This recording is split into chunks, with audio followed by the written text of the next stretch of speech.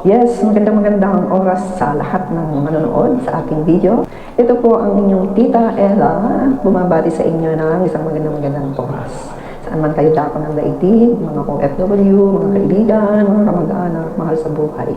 Binabati ko kayo ng isang mapagpalang araw. Ngayon ay pag-uusapan natin kung paano natin mapapanatili at kung paano tayo magtatagal sa isang amo. Kasi alam nyo guys, bilang OFW, marami na rin akong napagdaanan na dati ay hindi ko iniisip, ang gusto ko lang magtrabaho, pero hindi ko iniisip na tatagal sa isang amo. Dito lang sa employer ko na ito, dito lang ako nakatagal kasi napagtanto ko na kailangan ding manatili sa isang amo hanggat maganda ang pakikitungo nila, pakikitungo natin sa kanila ay mahalagang i-keep ang magandang trabaho. Hindi yung lipat ka doon, lipat ka dito, pag nagsawa ka, hanap ka na naman ng iba, katwiran mo, madali kang makahanap ng trabaho. Hindi rin po, meron ding disadvantage yan. Oo.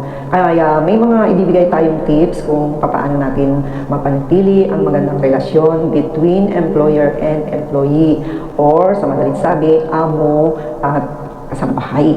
Kasi kasambahay tayo dito sa ibang bansa. Kasi maraming na-terminate, maraming napapariwara sa abroad dahil nga hindi nila inalagaan yung pakikitungo ng maayos sa employer. Although marami din naman na pinakikitunguhan na nga yung employer, masama pa rin ang trato. Di ba? May mga minamaltrato. Pero dito naman sa Hong Kong, kasi dito ako sa Hong Kong, madalang naman yung namamaltrato or ano. Pero parang normal na dito yung pagdalamutan ka ng pagkain or ano. Relate ako dyan. Sa dami ng employer na natagpuan ko rito or pinagtrabahuan ko, talagang sari-saring experiences. Kaya yan, sa tagal natin dito, magbibigay tayo ng ilang tips kung paano natin mapanatili ang magandang relasyon sa amo. Ayun. Unahin natin yung maging mapagpakumbaba bilang kasambahay. Kasi katwiran natin, or katwiran ng iba, or karamihan, nanggaling ako sa magandang pamilya, magandang buhay sa Pilipinas. Sa Pilipinas, isa akong nurse, isa akong teacher, isa akong office worker, blah blah blah, ganyan-ganyan, may pinag-aralan ako. Ba't hindi mo ako pwedeng tapakan? Kahit masabihin mong amo ka, ay hindi rin ako papayag, ganyan-ganyan. Nagpunta lang naman ako dito, parang ganyan-ganyan, ganyan-ganyan. Pero, ang mahalaga doon ay ilagay natin kung saan tayo lulugar. Alamin natin yung mga bagay kung saan natin mapapanatili yung pagpapakumbaba. Kasi minsan, mahirap mapagpakumbaba minsan kasi nga yung pride natin. Di ba? Doon, kung susuriin natin mabuti kung saan tayo lulugar bilang employee, maiisip natin, ay, isa lang pala akong katulong, kasambahay. Natural lang na uutusan ako or sasabihin ako kung ano yung gagawin ko. Siksik natin sa isip natin na nagpunta tayo dito na may amo. Hindi tayo nagpunta sa abroad na tayo yung amo. Yun. Iba kasi yung usapan ng usaping ikaw yung amo at ikaw yung kasambahay. Magkaiba, di ba? Amo at kasambahay. Kaya dito, nagpunta tayo sa abroad, baon-baon natin ang ugaling pagpapakumbaba. Kasi kung wala tayo niyan, hindi tayo magtatagal sa isang employer. Yan. Kung tatanungin niyo ako, pinakamatagal ko dati sa mga previous na employer ko, na trabaho ko, pinakamatagal na sa akin yung 4 years.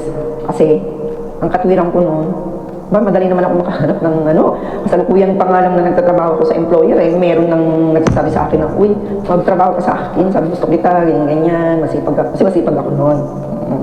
Yun, kaya ang katwiran ko nung, diba, pag nagsawa na ako or something na may nakita akong hindi ko gusto, after ng tatapos ko na yung trabaho ko, lumilipat na ako sa iba. Yun ako noon.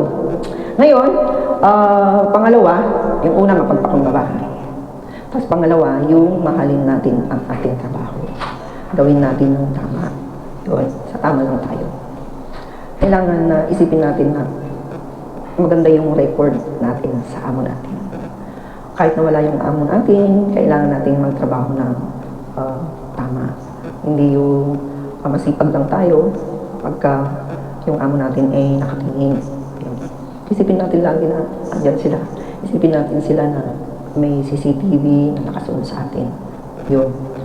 Akibat nun, yung bali pangatlo ay tapat at masipag. Yun. magiging tapat ka sa trabaho mo, yung kagaya ng sinabi ko kanina, magtrabaho ng kahit walang patingin, yung tapat ka sa trabaho mo, ginagawa mo yung tama, hindi mo nililin lang. Halimbawa, sabihin ng employer mo, linisin mo yung ilalim ng, linisin mo yung bahay. No? Ang nililinis mo lang ay yung labas-labas.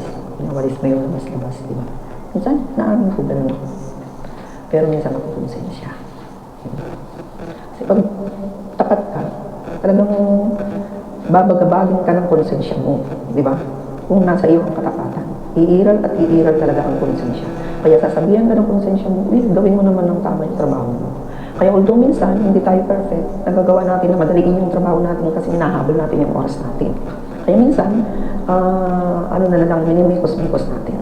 Pero may mga time na sakto naman or tama naman yung oras natin. Why not gawin natin ng ayos yung trabaho natin?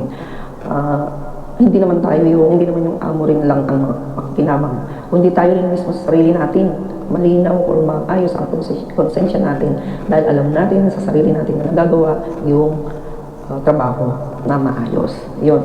Pang-apat, try natin na maging mapanuri.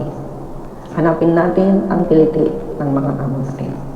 Halimbawa, ayaw niya ng pinakikialaman yung mga ayos ng yung nag-ayos ng mga damit niya. At inayos mo, tapos inayos niya ulit, binalik niya dun sa ayos na gusto niya. Alam na natin next time na yun pala yung gusto niyang ayos. Okay, sundin natin yun. Ngayon, pag sinunod natin yung gusto niya na pag-ayos dun sa mga, let's say, ng bra niya or mga underwear niya, undies niya, pag binago niya yun at halimbawa binawa natin, sinunod natin yung gusto niyang ayos at natuwa siya, yun, meaning to say na yun yung gusto niyang ayos. At isi-share ko naman ang aking experience sa bagay na yan. Dito sa employer na to ay in-apply ko yung napag-aralan kong pag-aayos ng undies at mga damit. Kasi mayayaman yung dati kong employer at napakapihika, napaka-meticulosa, napaka-stricta sa pag-aayos, sa paglilinis, sa lahat ng bagay. Kasi nga mayaman. Ngayon, nung lumipat na ako dito sa employer na to, trinay ko na i-apply. Ngayon, successful. Alam nyo, nakita ko yung bagay na nagustuhan niya sa pag-aayos. Nung dumating ako rito, yung ayos ng mga undies niya, halimbawa, let's say sa panty, ay yung titiklupin and patong-patong. Yun. Patong-patong, ibig sabihin, tiniklop mo na yung panty, pinagpatong-patong. Ngayon ang ginawa ko, guys, yung previous kasi employer ko ay titiklopin mo and then yung, halimbawa, ito, ganun, sunod na ganun. Okay. Yun. Kaya, kasi ang advantage nung patong-patong, halimbawa, kinuha mo na yung nasa, yung kulay na gusto mo or yung panty na gusto mo, may tendency na mabubuhag-hag, di ba? Unlike dun sa, yung sinasabi ko na sunod-sunod na ganun, ay huhugutin mo lang siya kahit saan hugutan. Hindi yun mabubuhag-hag kasi nga naka-steady siya. Kaya nung nakita ng employer ko yung ayos na yun, na-appreciate niya at sinabi niya kasi, kaya siyempre masarap sa pakiramdam yun. Kaya doon sa pag-ayos pa lang ng mga damitan niya, nagustuhan niya at in-appreciate niya. Kaya minentain ko yun hanggang ngayon. Within mag-14 years na po rito, ganun at ganun yun. At nagustuhan niya. Although minsan, siyempre, doon sa mga damit, minsan pagka kinuha nila yung pantalon, let's say pantalon na gusto nila, tapos sinuot siguro, ay nagbago yung isip, binalit, hindi na nila na ibabalik na yung kagaya ng ayos mo. Kaya siyempre, tayo bilang katulong, ibabalik natin ng maayos. Kasi kagaya ko kasi, naghahanger ako ng pantalon. Pinapailalim ko yung pundilyo doon sa paloob.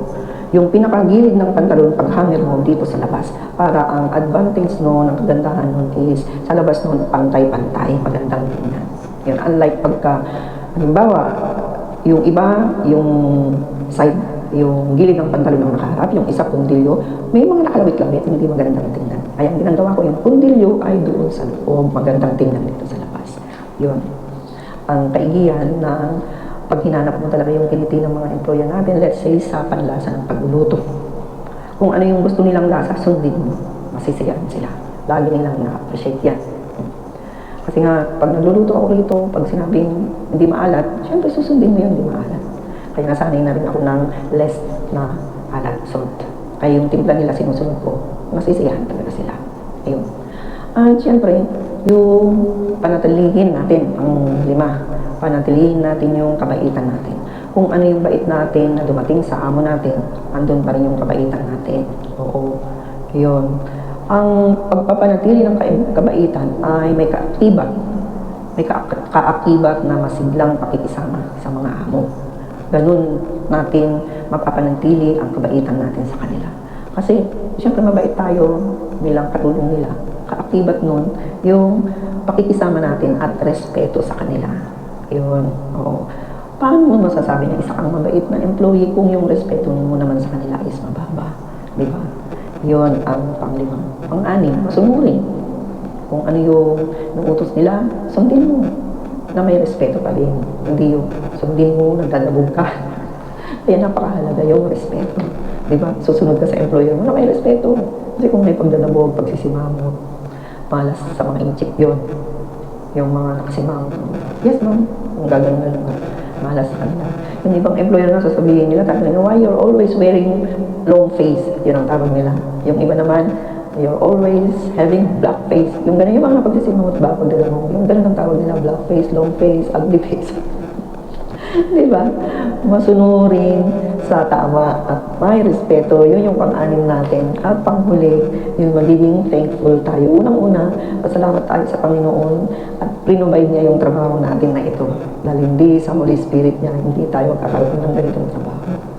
At pag may magandang ginawa ang employer natin, be thankful.